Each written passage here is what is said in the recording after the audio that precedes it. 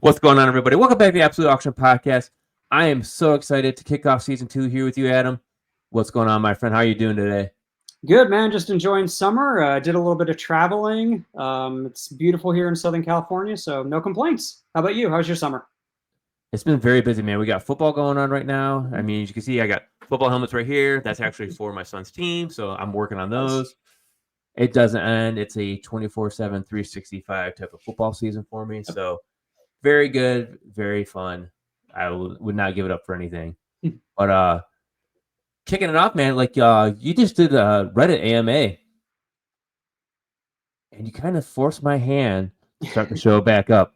And I could not wait, to be honest with you. I was actually excited that you pushed me more into doing it just because I was so busy with this football stuff going on.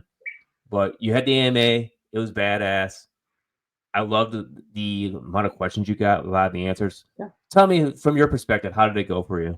I thought it went really well. I think that it was actually the very first auction AMA that Reddit has ever done. So I was really excited to, kind of kick that off. And it was the first one of this year of their, AMA August. So that was really cool to start it off and had a really good reception. A lot of people had some great questions. It's still up on the Reddit's the fantasy football subreddit. So if you haven't checked it out, go for it. Ask some questions, and I'll be able to respond. And also, don't feel obligated not to ask us any questions. Hit us up at absoluteauctionpodcast@gmail.com if you have any fantasy football questions, or hit us up on X. You can find Adam at Always Auction. You can always find myself at RyanMiner_FFB, which I took that off my thing because I was on a show a couple weeks ago and I just put the auction guru on there because I was like, I'm just going to be more focused on auctions. So I'm going to stay at that point of my fantasy football career here. But we have a fun show, Adam. You've been doing mock drafts, and as usual, I've been missing your mock drafts just because I have such a hard time trying to get into them.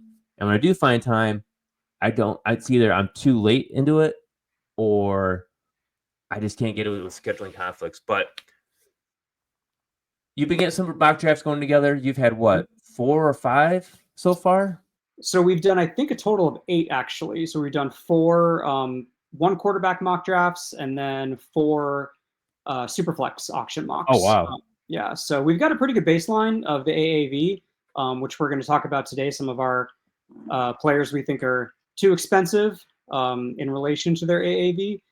But yeah, if anyone ever wants to join a mock, trying to run at least 1, sometimes 2 a week, right on Sleeper. So go ahead and DM me, and we'll get you in one. They're a lot of fun, and it's great practice. Yeah, and usually run those, what, like 8 o'clock Eastern Standard Time? 8:30 Eastern Standard 8:30? Time. Okay, so yeah, so if you guys ever want to get in, Adam runs them throughout the week, sometimes on the weekends. 8:30 Standard Time, usually it's kickoff time. I think you have one Saturday the 19th, right? Yeah, we've got July one. 19th.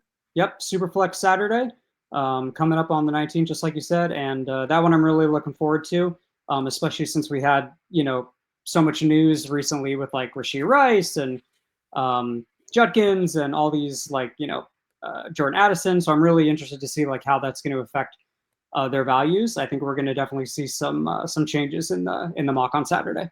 Yeah, so we have a lot of draft data already looking at. And this draft data is not just simulated draft data. These are real people, real drafters that you've gotten together, Adam, which greatly appreciate to help make the AAV true to its word of saying it's actually something that's more valuable than it is unvaluable. As we've heard other people say, AAV is just like ADP. It's irrelevant. Not the AAV that we use. Our AAV that we have over at Face Off Sports Network gives you the average auction value, but it also gives you the minimum that player's gone for and the maximum the player's gone for.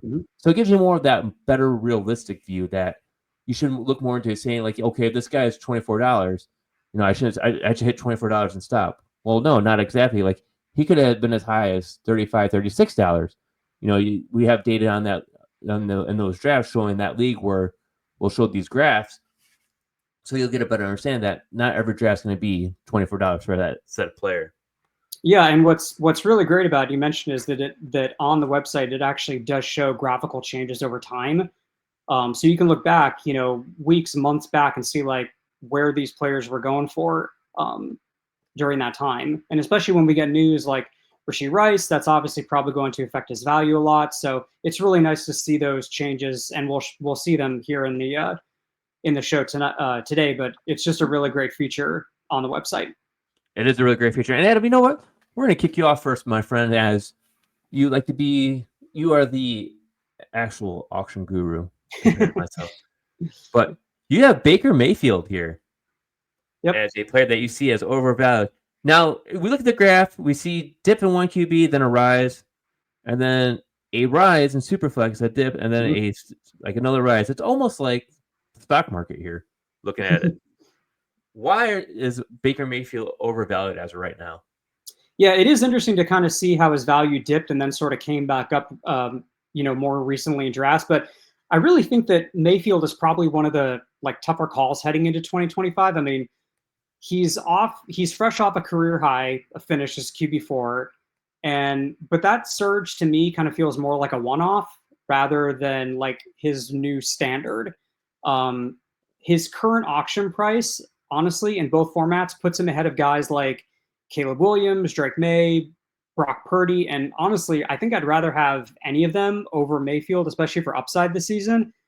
And one kind of stat that I found that was really interesting was that if you strip away Mayfield's 2024, if you take away last season for Mayfield, his career really mirrors guys like Derek Carr, Jimmy Garoppolo, and Ryan Tannehill. He's got a new offensive coordinator, his second in 2 years. And if the scheme shifts or the pace of the team just slows in any way, Mayfield's already narrow fantasy margin could disappear really fast. And I think most auction drafters are paying for last year's spike. And I think it's kind of a gamble that could leave auction managers sort of regretting the price tag they're going to pay right now for him. Yeah, and let's not forget too that we had a coaching change there. Liam Cohen's not there. Mm-hmm. He's in Jacksonville now. So now you're looking at who's going to be how is it Josh Gizzard? How's he going to run the offense now here? Oh. Yeah, what's going to change there to maintain it, or is it going to be better, or is it going to be worse? Mm-hmm. We lost. As of right now, we're hearing that Tristan Wirfs is going to be on the PUP. He's going to be missing. He had surgery. He's going to be out at least first 4 games. Mm-hmm. How bad is that offensive line going to hurt? Last year he had 41 touchdowns. And he's never clipped 30. Mm-hmm. Does it mean that he's going to drop back down in the 20s? I see exactly where you're coming from. That QB4 finish was great, and we're drafting him right now as QB7. When last year we were basically drafting him as a back-end QB2. Yeah. There's just a lot of uncertainty right now, and I get it. I think people auction drafters and just drafters in general have really short memories. So I think they're still kind of riding high on last year's great season, which again was fantastic. But yeah, I just think there's a lot of uncertainty baked into this season, and just for everything you mentioned, I just think there's just a lot of risk with Mayfield. Yeah. Well, and regression is coming. I think regression is coming. Yeah, and let's also not forget he had 378 rushing yards, which I think was his most he's ever had in his career. So he still has a little bit of rushing upside, but that kind of rushing upside, if they put up last year, definitely not there. And then Superflex, you have the same type of bounce. It's not as bad as one QB, where one QB looks like a smiley face, and then Superflex looks like a questionable face. But why does Superflex? Why does he go up and then come down, and then starts peaking back up? Mm-hmm. Where in one QB, it's he started at high, he went down, and then he's back to the same high or very close to that similar high. It kind of blows my mind looking at those two. But I think. What do you think fantasy managers are looking at when they see that? I think in one quarterback leagues, I mean, his price is a little bit more palatable. I don't know how many people are going to feel comfortable with him, as their main starter in a one quarterback league. If you can get him for cheaper, maybe that's a little better. But I think in Superflex, obviously the quarterback position is a lot more valuable. So you're obviously going to see quarterback prices more than you would in the one quarterback leagues. But I still think I think it's still a little too rich for him. And like I said, guys like May, Williams, Purdy, there's other guys on the list too that I think I would just rather have than Mayfield for cheaper, that have, probably more upside. Yeah, no, I could definitely see that for sure. Like, give me someone more upside. Like, I can almost be willing to take Bo Nix over him. I feel like that offense would Yeah. be even more better to watch than Mayfield and the Tampa Bay Buccaneers, who I think I'm also with you as possibly taking a step back. As I'll bring up one of their players here later, but my player, and I'm sure that people are going to question it, and I'm going to go with Achane. Like last season, Achane's like had a killer receiving game, and that's what gave him the most of his fantasy points last season. 78 catches, 592 yards, 6 touchdowns. That's going to be kind of hard to repeat. And can he repeat it? I don't know. But let's not forget, Tua was actually injured last season, and he had his lowest like yards per attempt. I think it was like down to like 5.7. Like it was very low. So we saw like the likes of Tyreek Hill suffer. He went from a wide receiver 1 to a back end wide receiver 2, wide receiver 3. Jalen Waddle did the same thing where he was basically nothing. He was basically just a bench player because I had him in one of my leagues. I was super excited for him, thinking like, this passing offense would take off. And it did. Just not for those two players. It took off for Achane and Jonnu Smith. Mm-hmm. Furthermore, Achane's running game was actually up and down. And looking at it, it wasn't that great. Like he'd have games, and these are the type of games you have to expect from him just because this is how he produced when he was in college back at Texas A&M. He'd have a game that would be a lot of carries, but not very efficient, and he'd be like 1.5 yards per carry. And then you have those games with the explosive runs where he blows off 60, 70-yard run, and now we're averaging 11-yard carry. But for that to happen, like again, I don't see that happening because defenses always adapt and they always change. And then they also added Alexander Madison, added Ollie Gordon in the draft, who fell dramatically compared to what he was supposed to be at this time last year. Mm-hmm.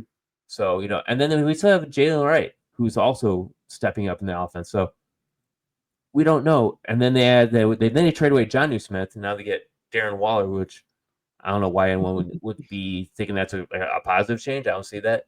But, it's all going to be really based on Tua's health is how I see this. Like, if Tua's healthy, I see Achane taking a step back.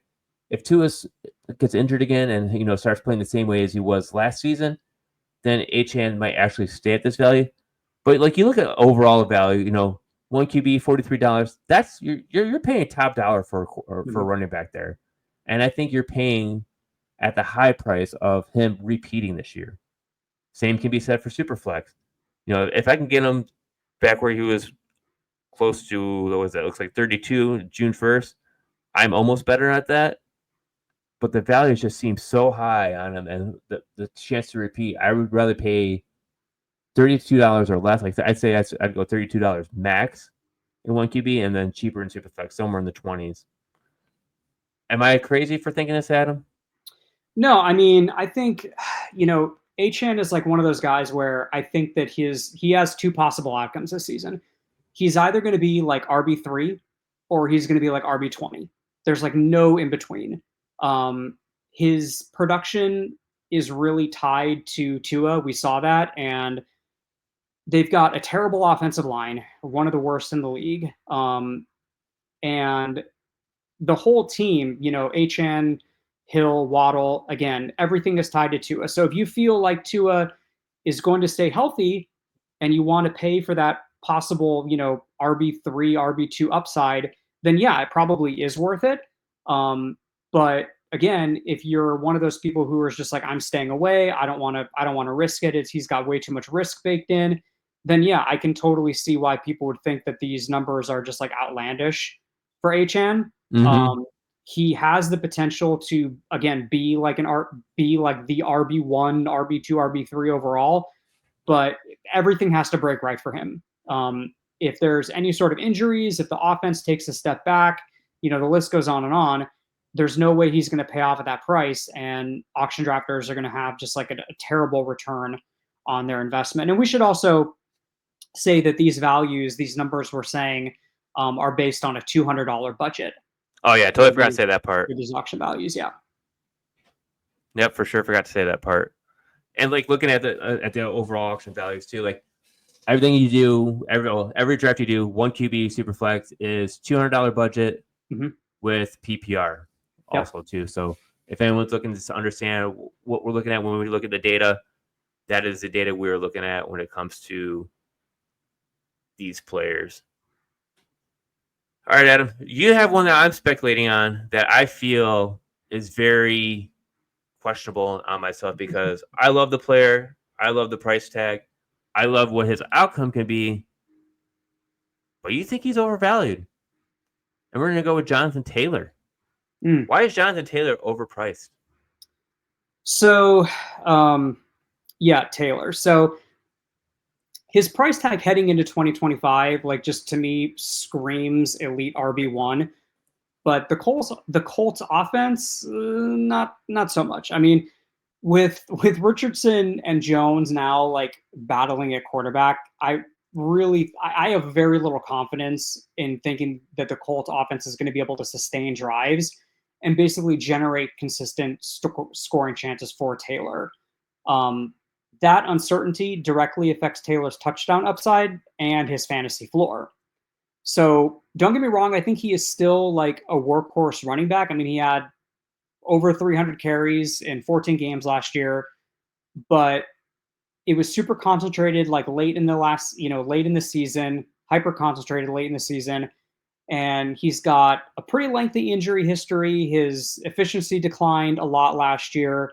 So betting on a repeat of 2024 to me just feels kind of risky. And we mentioned these are all, these values are from PPR. He only had 18 receptions last year. That makes him extremely touchdown dependent in PPR leagues. So to me, Taylor's current auction price, again, kind of like Mayfield, you're banking on last year's, flash and not necessarily what could be this year's reality. True.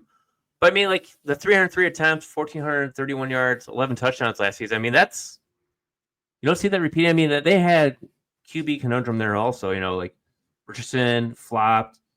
It was who was their quarterback last season? Was it Minshew?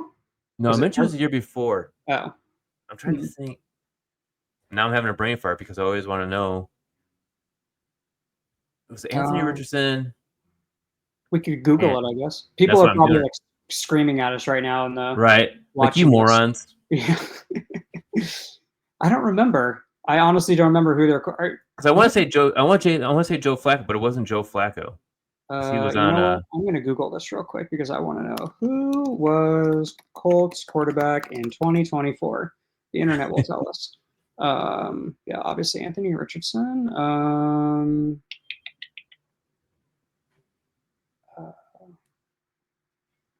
Oh my god! I can't believe we're having a brain fart like this. This is horrible. This is not good for TV. Well, it says he was briefly benched for Flacco, but then later reinstated as the starter for the rest of the year. Richardson and Flacco, I guess. So it was Flacco. Yeah. Okay. So we'll go with Flacco. So Flacco was a better quarterback with them. They must have released him because I swear, did he go to the Browns right after that, and they made Judy something? Yeah. Mm-hmm. All right, so that's what it was. So they put him in there, let him play. He wasn't the running back, the same type of running back, but what did he have? He still had pretty good game logs. I mean, he still had a lot of the attempts. Still had a lot of, yeah. I mean, he had 16. He had every game was above 16 attempts except for 2, minus the 3 games he missed. So I mean, he has the attempts. He had at the end of the season, after their bye, 22 carries, 29 carries, 32 carries, 34 carries. All those games were over 100 yards. Week 16, he went for 218. He was the fantasy RB1. Same in week 17, fantasy RB1. Those 2 defenses, Tennessee Titans, New York Giants. Yep. Yeah, I think in like half PPR or non PPR leagues, he's probably, his value obviously is a lot better, but I think just in like full PPR leagues, I don't think he's going to provide like the consistent, enough to jump off the wall to pay up that kind of money in PPR. Yeah. Like if this was more of like half PPR or standard league, you'd be fine paying this price. Yeah. Absolutely. Both leagues, right? This would be, I think these prices would actually be a discount for him in Yeah. PPR and standard leagues for Yeah. sure. I don't know, man. I can't get behind it. I think I'd still happily buy it. Well, that's okay. We don't Because have to, if we agreed on everything, this would be a terrible show. it would be, yeah. Yeah, the world would suck if we agreed on everything. I mean, we can't even find the freaking quarterback who played for the Colts last year outside of Anthony Richardson. And then here I'm thinking it was Joe Flacco, and it was Joe Flacco. Yeah. But I didn't want to be that guy. I'd be like, oh, man, no, it's the wrong guy. And then we're thinking Gardner Minshew. But nope, we were good on that one. Well, that's fun, but god dang, man. We have got to get moving on. We cannot be mumble jumbling here. We're going to move on to the next player, Adam. And I know it's similar to the one that you had. Actually, it's not similar to the one you had. Same team, different player. I'm going to go with Bucky Irving. Mm. Now, as we already talked about, they lost Liam Cohen to the Jacksonville Jaguars, promote Josh Grizzard from the, I think he was offensive coordinator underneath Liam Cohen. Or no, he was one of the receiver coaches, I think, under Cohen. But, does that mean Bucky actually picks up where he left off? You already said, Mayfield's not going to pick up where he left off because the offense is going to shift. So this is where we're having two like things with two different players, but who also have different values. Where Bucky Irving is like being looked at as like one of the top end running backs to get right now. He's basically being drafted as an RB1, looking at these values and costs. And I love what Bucky did last season. I mean, I thought it was great. Super small guy, but Rachaad White's still part of this offense. And to be honest with you, Rachaad White actually had a better yards per carry last season than he did years prior. I think it went up to 4.3. So, what does this mean for this offense? Bucky Irving's frame isn't the same as Rachaad White's. Could this be more of a thunder lightning thing? Mm-hmm. It'd be great to be a thunder lightning thing because then you have fresh running backs all the time, like Detroit Lions do. But I don't see this being like a Detroit Lions offense where you have the Jahmyr Gibbs and David Montgomery. I don't see them both being that close. I like White's value over Irving's value here, as I see Irving's value kind of falling down based on this offense, and then White's coming up. So that's the only reason why I really have Irving's value as a overvalue, because I think we're drafting him once again at his peak. Where White's value, I think we're getting an extreme discount, and I love that discount.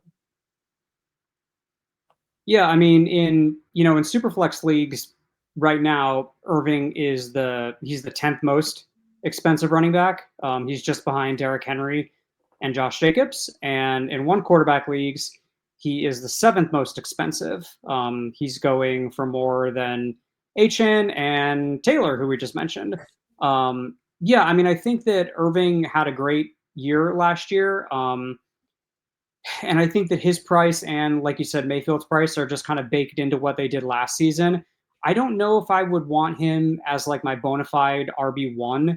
I think even though he's being priced as an RB1, I think he's probably better off being, if you go like a robust running back strategy, he's probably better off being your RB2. But there are definitely guys that are cheaper than him that I could make the case for, case for over him, like Achane, those guys. But yeah, I mean, you'll get no argument from me. I think he's a great player. I think he had a really great year.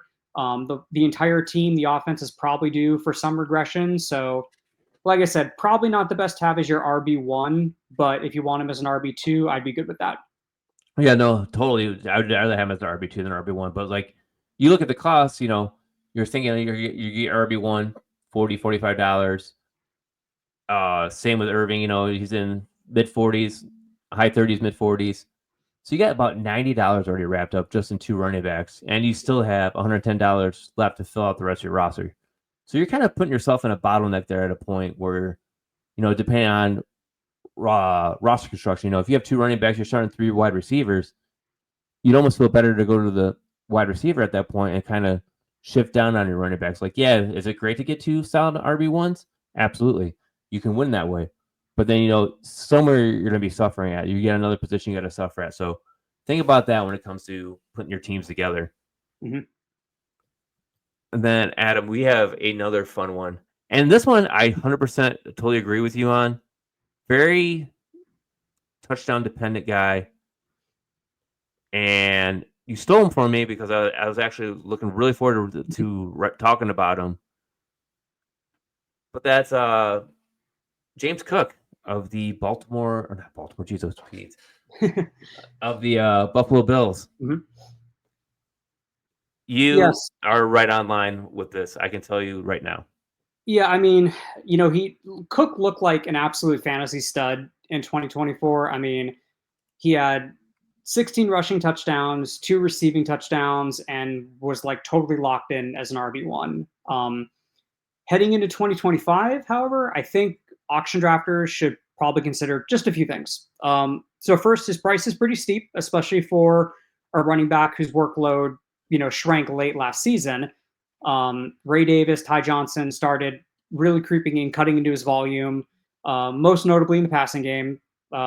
Cook really only had 32 receptions last year, and that's not super ideal for PPR formats. And if you strip away that touchdown spike, which is probably going to regress this year, I don't think he gets anywhere near 18 touchdowns this year. He feels just more like a low end running back too than really like a cornerstone of your roster. And he's got the contract. He's got contract questions and obviously uncertainty, as I alluded to, in how the Bills are going to deploy him, and it gets kind of murky. So bottom line, in 2025, I think just like Mayfield and a couple guys we already touched on, his price tag right now, you're kind of chasing last year's ceiling. And I think that kind of gamble that auction drafters are going to take just really is not going to pay off with Cook this coming fantasy season. No, and like you said, you're paying for last year's ceiling. Last year's ceiling was 18 touchdowns. Mm-hmm. Number one in touchdowns was Jahmyr Gibbs with 20, I think, 20 or 22. He had somewhere, I know he's above 20. Looking at Cook, 207 rush attempts. That's all he did last season. Mm-hmm. Barely broke 1,000 yards at him. Barely. Like, he broke it by 9 yards rushing. 4.9 yards attempt is great. But, as I said, he only had 207 attempts. 16 rushing touchdowns. Who says Josh Allen doesn't take any more of those in, steal those possible touchdowns away from him? And, that was my biggest fear of last season with how the offense was going to look. That's why I was always against getting Josh Allen. And then I took him in the league, and I loved it.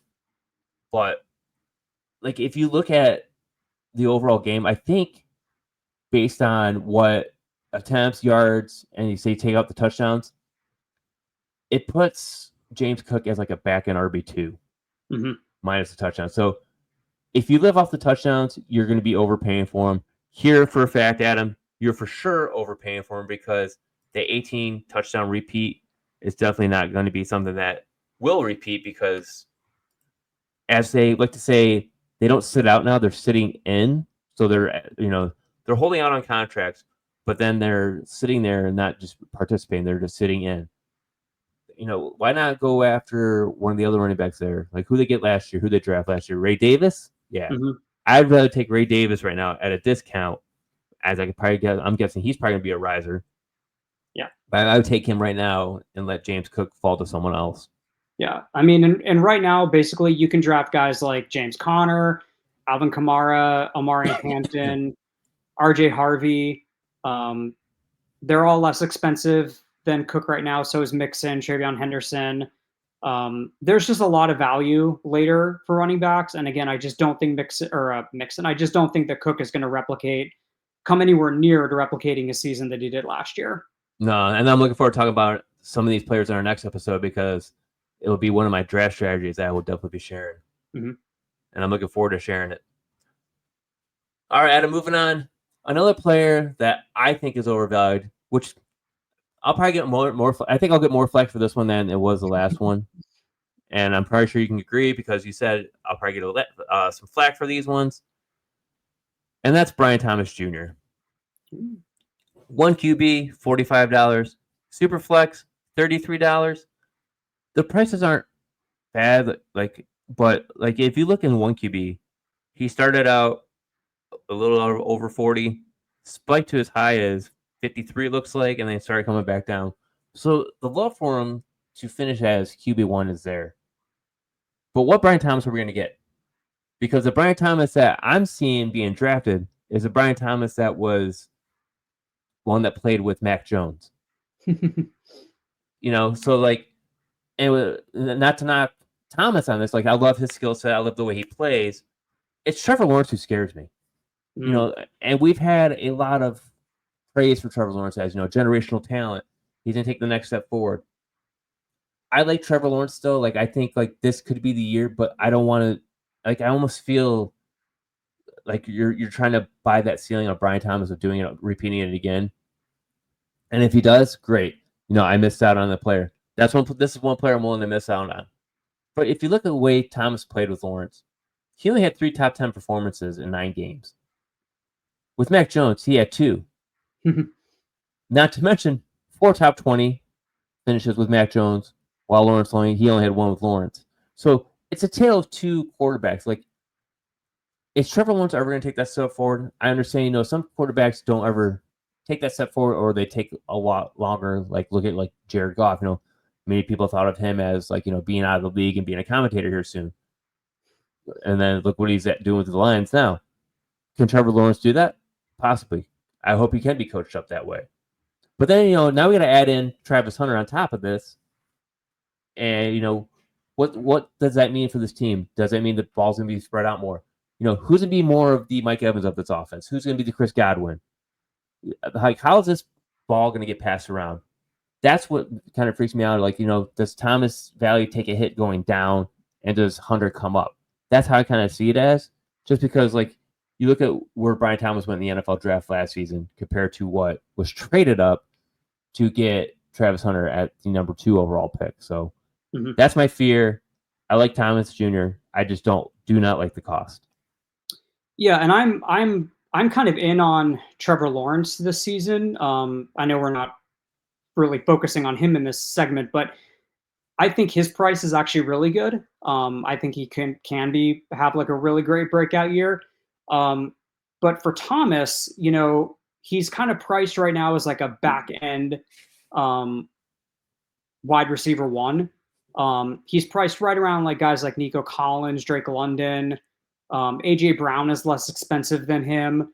Give me all those guys over him. I'll take all those guys over him. Yeah, I mean, I think a case can be made. I don't think that if you were to take like AJ Brown and you missed out on Thomas, like I don't think that you would necessarily like regret that. I think they're probably going to finish fairly similar, in points, but AJ Brown I think could potentially even surpass him.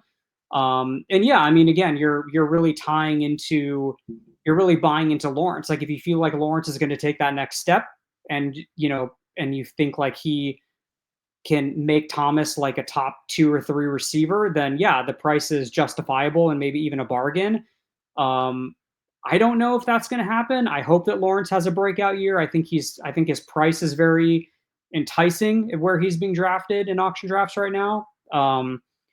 But I don't know. I mean, Thomas, like, he had a great rookie year.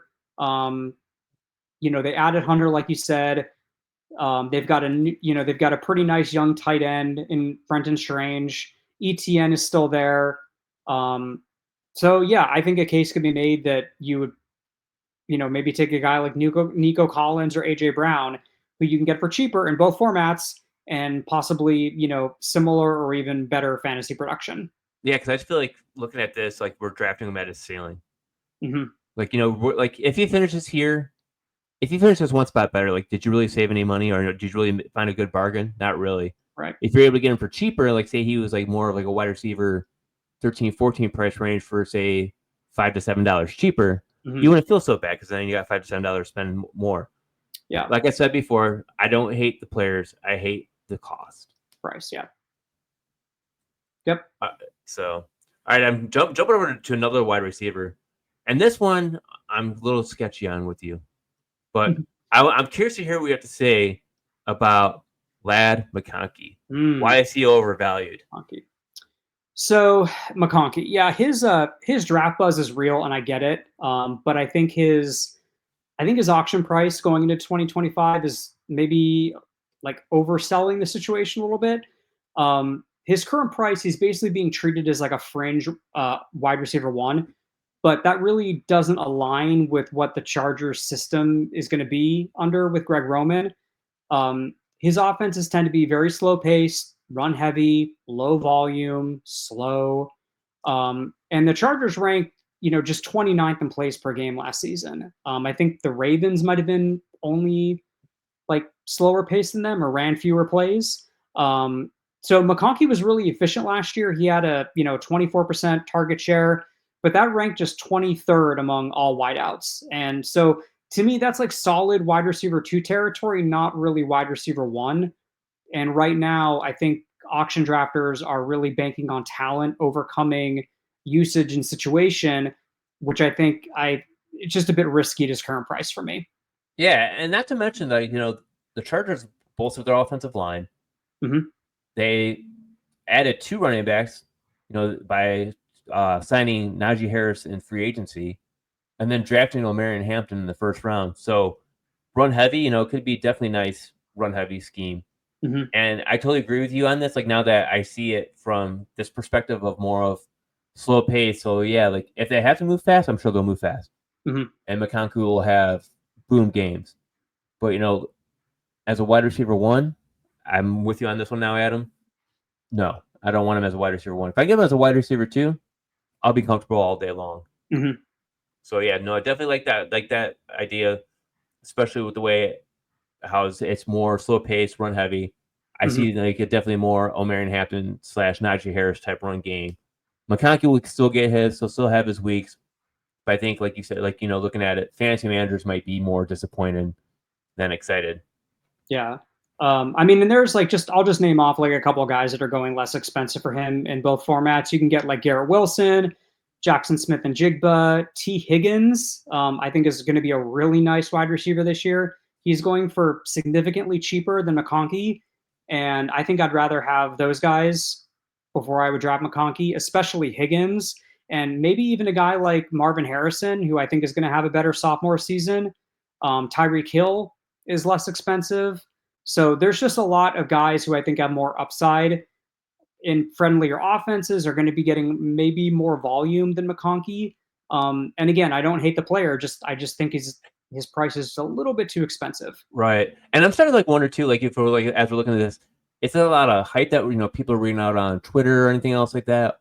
Or is it just well, this is what he did last year, so he should just pick up where he left off, same coaching staff, all this other things.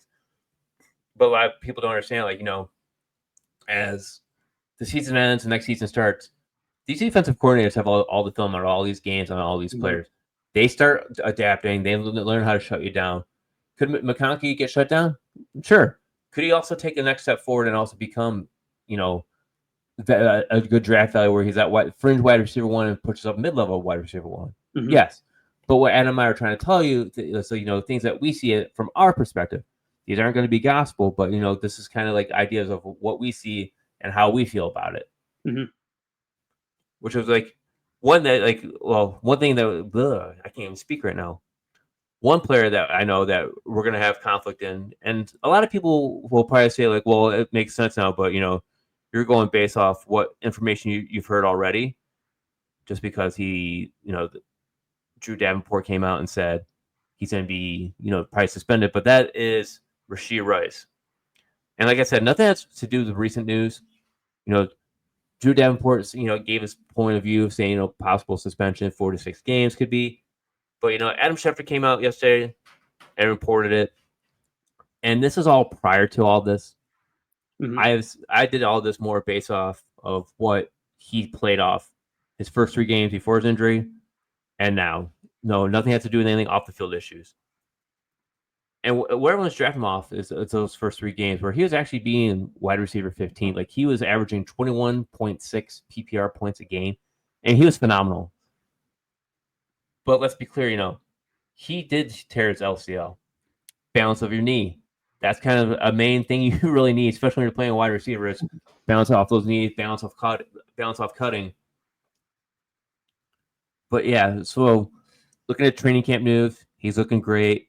As we always hear every offseason, best shape of his life, faster, he's thinner, blah, blah, blah. things we always hear, propaganda we hear everywhere. I don't like to believe it until I actually see it perform on the field.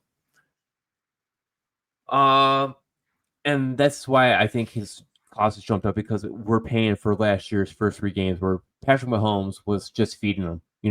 That was just his go-to player because Travis Kelce was injured, coming off an injury, and Rashee Rice was just there to funnel and take every freaking pass.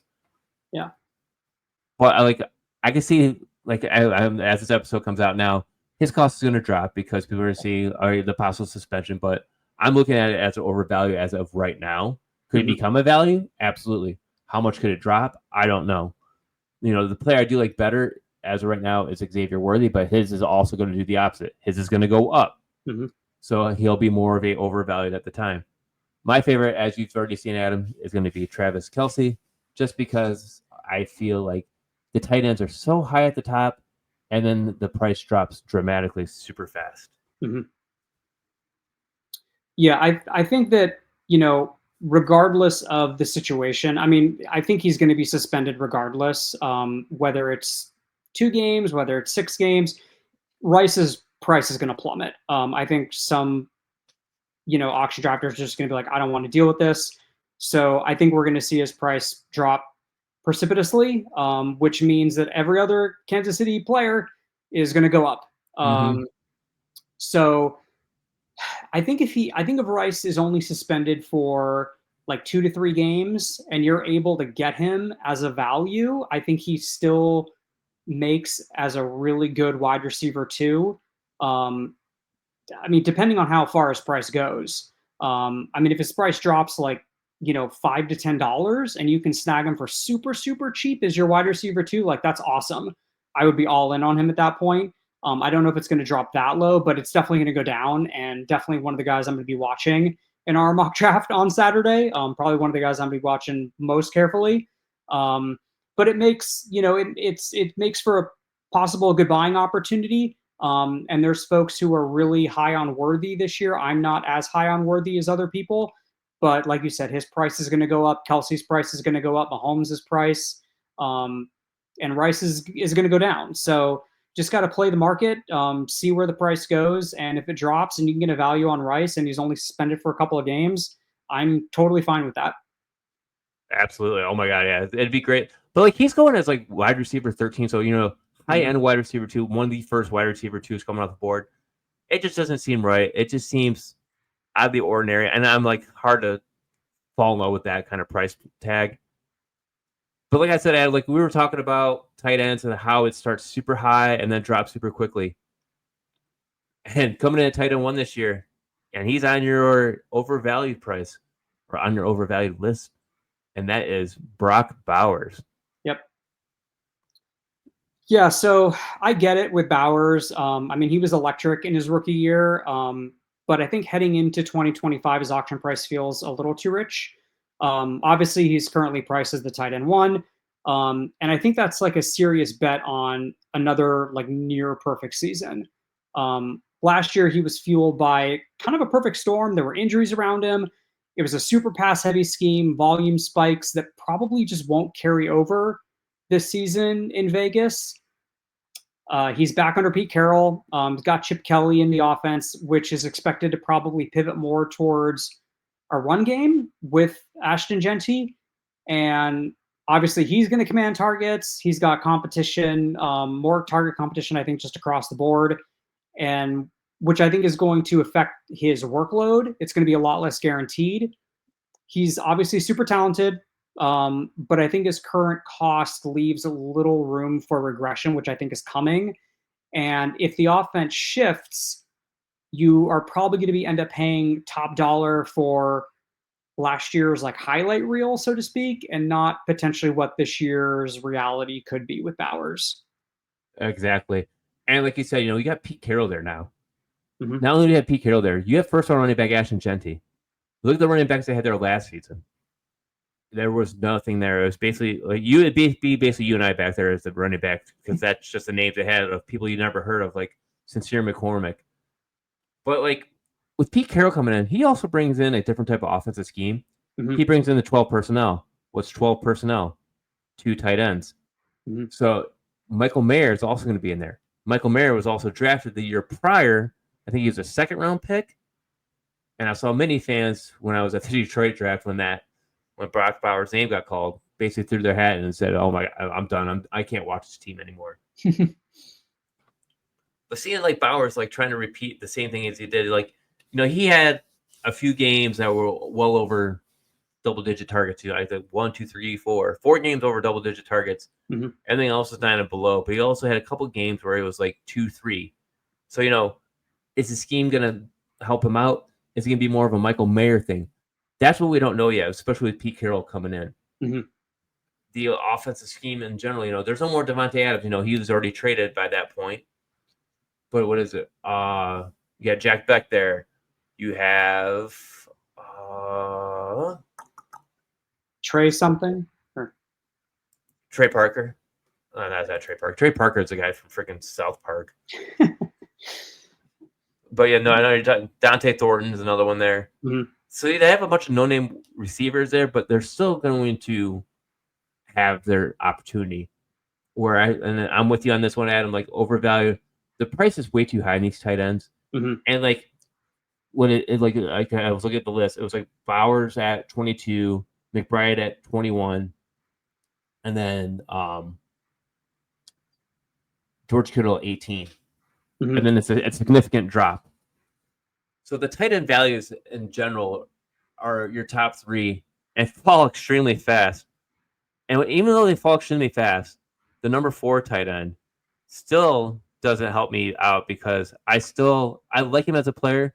I just don't like him as tight end 4. And that's Sam LaPorta. Now, the value is there if you want to say like a tight end of a possible bounce back. But he's being drafted as a tight end 4. You got TJ Hawkinson there behind him, Travis Kelce, Mark Andrews, Evan Ingram. All 4 of those tight ends I rather almost have. Well, maybe Evan Ingram I might debate on over Sam LaPorta, because when you look at Sam LaPorta's numbers, he was saved a couple years ago by a touchdown, and also not Jameson Williams breaking out. So 10 touchdowns as a rookie definitely helped him out. But overall last season, he finished as a tight end 8. Mm-hmm. And I felt like many weeks you had that opportunity where you're like, he wasn't really started, because if he didn't score a touchdown, he wasn't even worth really starting at that point. Mm-hmm. Like, without the touchdowns, I think he had no better than tight end 11 was his best finish without a touchdown. That was because he had 5 receptions for 54 yards in PPR. But then you also had a tale of 2 halves. First half of the season, it was more up and down, but more down than it was up. He only had 3 top 10 finishes in the first 10 games. Outside of that, he was either tight end 14 or worse. From week 12 through week 18, he had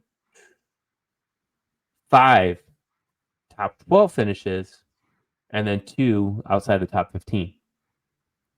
So what I'm looking at when I see this value, we're drafting where we're taking him where he left off. Yes, he had a good, he did good at the end of the season. He was scoring touchdowns. He was in the yards. But what's to say that he's not going to pick up where he left off week 1? Or not week 1, week 2, because week 1 he finished as a tight end 1.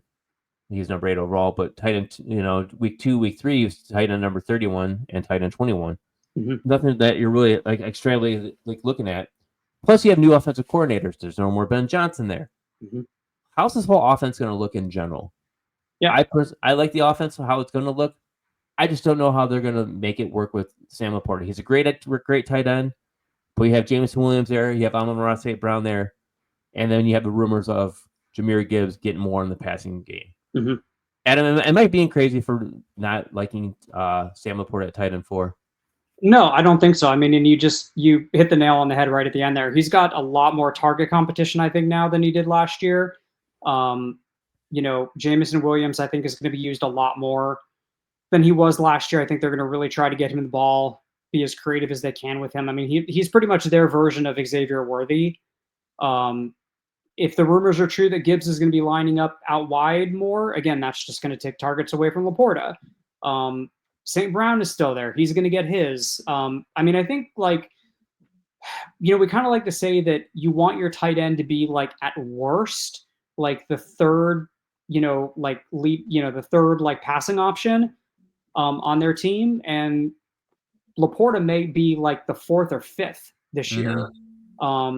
So yeah, his value I think is too rich for where he, for his price. And there are guys that are cheaper than him that are less expensive right now that I would probably rather have. Obviously, we don't know what's happening with Rashee Rice, but if he gets suspended for a long period of time, I'd rather take Travis Kelce. I think David Njoku is going to be a good fit this year, a good pick, and he's significantly less expensive. And then someone like Tucker Kraft, who's basically like almost free at this point. I mean, you can get him for like $1 or $2 in most, in both formats, which I think is just like criminally underrated. So yeah, I just think the extra target competition, like you said, new coaching, possibly new scheme. I just don't think that I can draft LaPorta right now at his current price. Yeah, like the scheme, like word has it, like John Warren, who's the new offensive coordinator for Denver, says he's not going to really change a lot, but he plans to use like his own nuances and preferences of how the offense is going to work. So, what changes are going to be made, we don't know. And the way people are drafting it is, I just don't think it's going to be LaPorta who's going to benefit on this. I think it's going to be the receivers and running backs who benefit from this. All right, Adam, that was a fun show. We each did 5 of our overvalued. So we got 10 overvalued players that we gave all you guys out to help get you prepared for the 2025 fantasy auction draft season. Adam, any final words before we get out of here? Just excited about Saturday's Superflex auction mock. Again, if anyone's interested in joining, hit me up, send me a DM. Try to do these a lot just to get the most accurate AAV out there for people to use. It's 100% free on the website, so check it out. We should put a link in the description so folks can access the AAV. And yeah, man, just a lot of guys we talked about today. I think some really good players that I think we both agree are overvalued. We're going to talk about some undervalued guys in another episode coming up soon. That's going to be a really fun one. But yeah, great to be back, man. Season 2 starting off strong. Yeah, season 2 is going to be a great season. Like, we're not going to do like a lot of the evergreen things of like how to do this type of stuff. We're going to be looking at players and values to see who's overvalued, undervalued, and also throw some bargains out there. Kind of help you out, help you get better prepared for your 2025 season. Love it. For Adam, I'm Ryan. This is the Apple Auction Podcast. We'll catch you guys next time.